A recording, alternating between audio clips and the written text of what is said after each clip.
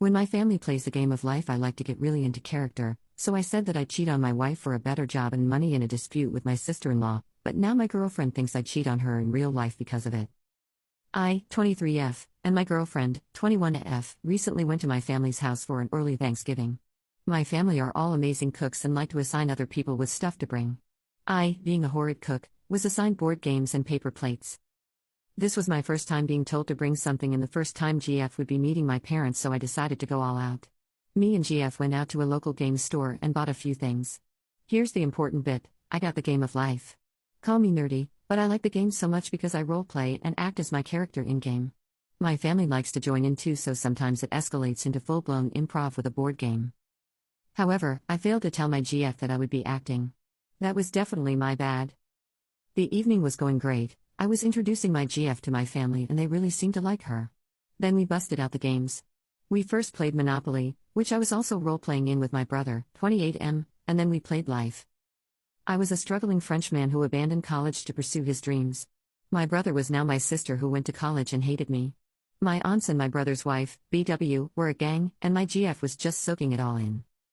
At some point, BW started to harass me because I married a pink peg.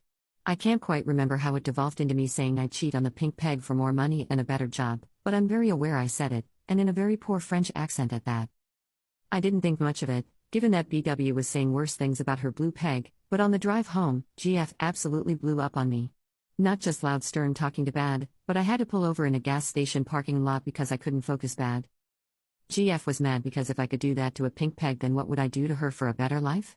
She also thought that the French accent was offensive. My family is fully French and so am I, so that really confused me. Maybe it was offensive because it was bad?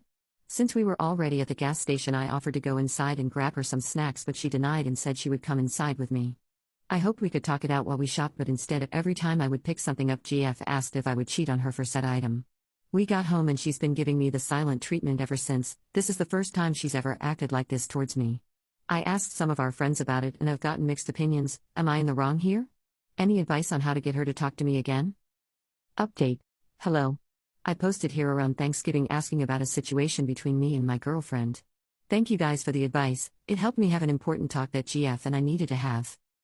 A few days after the original post, I asked GF to sit down on the couch with me and discuss the situation. It was like talking to a rock. She just sat there with her arms crossed as I talked about how much I disliked the silent treatment.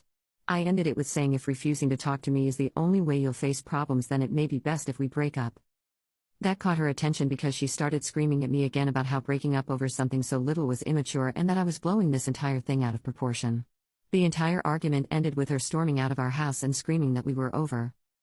That happened at the beginning of this month, and I wasn't going to update, but something happened last night that made me post this.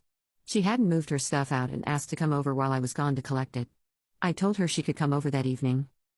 When I returned home, multiple of my things, books, clothes, hair products, jewelry, and dishes were gone. Including my cat, and none of his stuff.